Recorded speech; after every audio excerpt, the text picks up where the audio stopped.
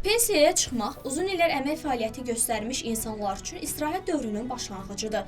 Lakin bu mərhələyə çatmaq hər ölkədə eyni yaşda mümkün deyil. News 24 xəbər verir ki, dünya ölkələrində pensiya yaşını araşdırıb maraqlıdır. Harda insanlar daha erkən pensiyaya çıxır. Beynəlxalq statistikaya əsasən bir sıra ölkələrdə pensiya yaşı nisbətən aşağı müəyyən olunub. Bu fərq əsasən əhalinin orta ömür uzunluğu, iqtisadi imkanlar və sosial səyasətə bağlıdır. Dünyada pensiyaya yaşı aşağı olan bəzi ölkələr bunlardır. Çin qadınlar üçün 50-55, kişilər üçün isə 60 yaş.